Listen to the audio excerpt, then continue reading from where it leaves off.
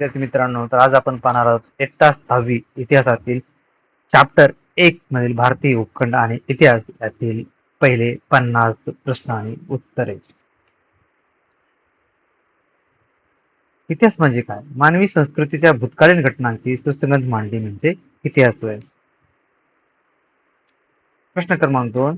इतिहासाचे 4 आधारस्तंभ कोणते? स्थळ, काल, व्यक्ती आणि समाज हे इतिहासाचे आधारस्तंभ आहेत. स्थळ हा घटक कशाशी संबंधित आहे? स्थळ हा घटक भूगोलाशी संबंधित आहे. प्रश्न क्रमांक 4. इतिहास आणि भूगोल यांचे नाते कसे आहे?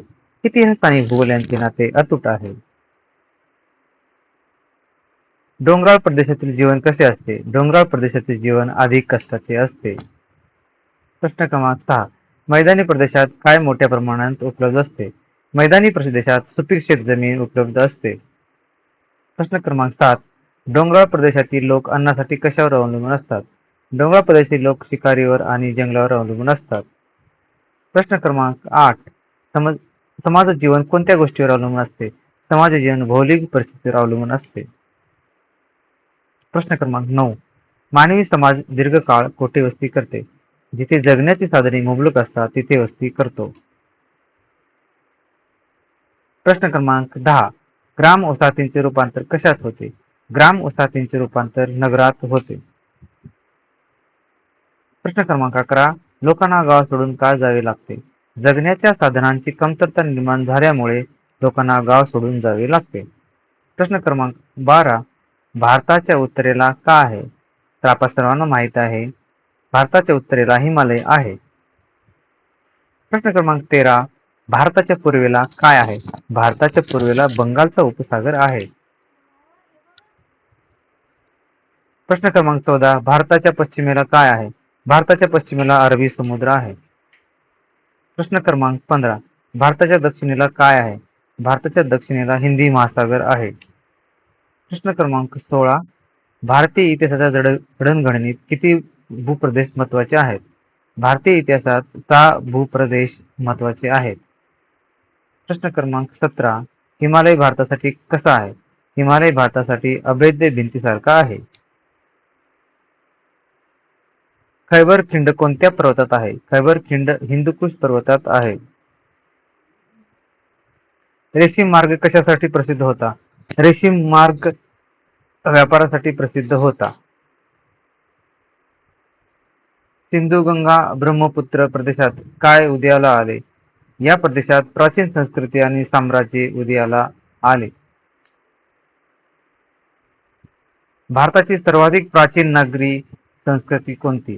हडप्पा संस्कृती ही हडप्पा संस्कृती ही सर्वाधिक प्राचीन नागरी संस्कृती आहे. थरचे वाळवंट कोठे आहे? थरचे वाळवंट राजस्थान परिसरात आहे.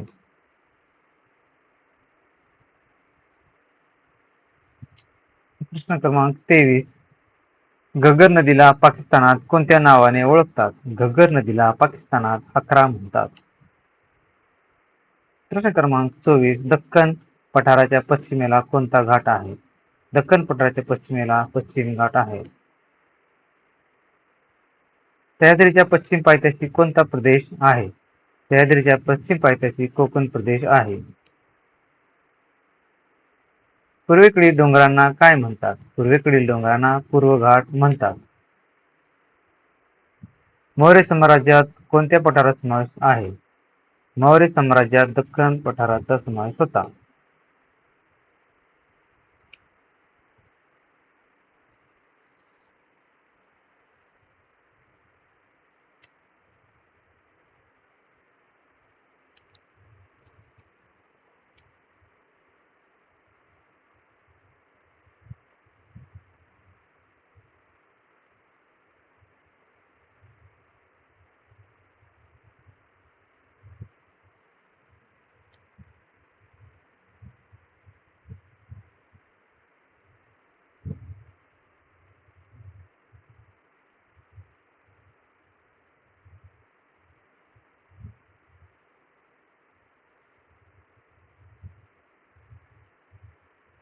प्राचीन भारतात व्यापार कोणत्या मार्गाने होत असे? प्राचीन भारतात सागरी मार्गाने व्यापार होत असे. प्रश्न क्रमांक 29. अंदमान निकोबार बेटे कोठे आहेत? अंदमान निकोबार बेटे बंगालच्या उपसागरात आहेत. लक्षद्वीप बेटे कोठे आहेत? लक्षद्वीप बेटे अरबी समुद्रात आहेत. Periplus of the Erythraean Sea म्हणजे काय? ते तांबड्या समुद्राचे माहिती पुस्तक आहे. भारतीय उपखंडाला दुसरे कोणते नाव आहे? भारतीय उपखंडाला दक्षिण आशिया असेही म्हणतात.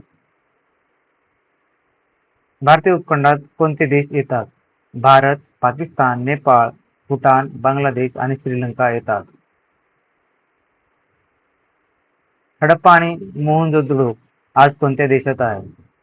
हडप्पा आणि मोहनजोदडो सध्या पाकिस्तानात आहे. इतिहास म्हणजे काय? मानवी संस्कृतीच्या भूतकालीन घटनांची सुसंगत मांडणी म्हणजे इतिहास.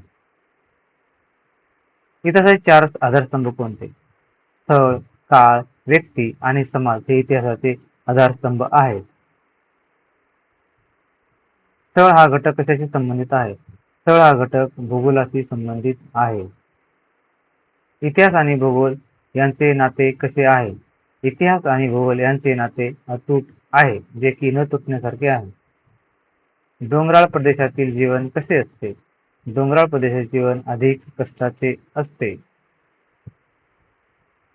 मैदानी प्रदेशात काय मोठ्या प्रमाणात उपलब्ध असते? मैदानी प्रदेशात सुपीक जमीन उपलब्ध असते. प्रश्न क्रमांक 41. डोंगराळ प्रदेशातील लोक अन्नासाठी कशावर अवलंबून असतात? डोंगराळ प्रदेशातील लोक शिकारीवर आणि जंगलावर अवलंबून असतात. समाज जीवन कोणत्या गोष्टीवर अवलंबून असते? समाज जीवन भौगोलिक परिस्थितीवर अवलंबून असते. मानवी समाज दीर्घकाळ कोठे वस्ती करतो? जिथे जगण्याची साधने मुबलक असतात तेथे मानवी समाज दीर्घकाळ वस्ती करतो. प्रश्न क्रमांक 44. ग्रामीण वसाहतींचे रूपांतर कशात होते? ग्राम वसाहतीचे रूपांतर नगरात होते. प्रश्न क्रमांक 45. लोकांना गाव सोडून का जावे लागते? जगण्याच्या साधनांची कमतरता निर्माण झाल्यास गाव सोडून जावे लागते. भारताच्या उत्तरेला काय आहे? भारताच्या उत्तरेला हिमालय आहे. भारताच्या पूर्वेला काय आहे? तर भारताच्या पूर्वेला बंगालचा उपसागर आहे. भारताच्या पश्चिमेला काय आहे? भारताच्या पश्चिमेला अरबी समुद्र आहे. प्रश्न क्रमांक 49. भारताच्या दक्षिणेला काय आहे? भारताच्या दक्षिणेला हिंदी महासागर आहे. भारतीय इतिहासाच्या जडणघडणीत किती भूप्रदेश महत्वाचे आहेत? भारतीय इतिहासात 6 भूप्रदेश महत्वाचे आहेत. तर मित्रांनो, हे होते इयत्ता 6वीच्या पहिल्या पाठातील अतिमहत्वाचे 50 प्रश्न. जर तुम्हाला व्हिडिओ आवडला असेल तर व्हिडिओला लाईक करा आणि आमच्या चॅनलला सबस्क्राईब करा. असेच व्हिडिओ तुम्हाला हवे असेल तर आम्हाला कमेंट सेक्शन मध्ये तसे नक्की कळवा. थँक्यू.